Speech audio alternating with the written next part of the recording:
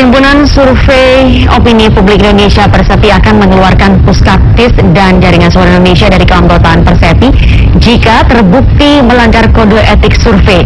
Puskaptis dan Jaringan Suara Indonesia adalah 2 dari 4 lembaga survei yang memenangkan kubu Prabowo Hatta dalam proses hitung cepat. Ada 4 lembaga survei hitung cepat yang memenangkan pasangan Prabowo Hatta, yakni Puskaptis, Indonesian Research Center, Lembaga Survei Nasional, dan Jaringan Suara Indonesia. 2 dari 4 lembaga survei itu merupakan anggota Perhimpunan Survei Opini Publik Indonesia Persepi. Anehnya, meskipun berada dalam satu perhimpunan yang sama, Puskaptis dan Jaringan Suara Indonesia mengumumkan hasil yang berbeda dengan 8 lembaga survei lainnya yang justru memenangkan pasangan Jokowi JK. 8 lembaga survei yang menyatakan kemenangan Jokowi JK adalah Populi Center, CSIS, Litbang Kompas, Indikator Politik Indonesia, Lingkaran Survei Indonesia, Radio Republik Indonesia, Saiful Mujani Research Consulting, dan Poltreking Institute.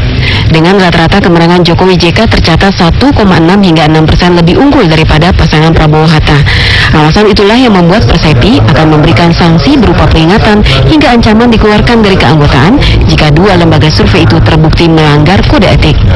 Nanti Dewan Etik saya kira akan meminta penjelasan ya dari sisi metodologi, cara mencari TPS-nya, menentukan TPS, mengirimkan data, mengolah dan segala macam.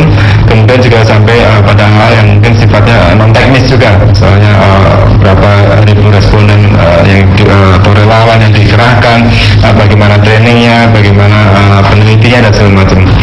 Meskipun hitung cepat dinilai KPU bukanlah hasil resmi survei, namun hasil hitung cepat biasanya nyaris seragam dengan hasil yang dikeluarkan KPU.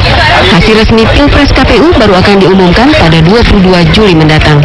Ufan Rahmat dan Doni Indradi melaporkan dari Jakarta.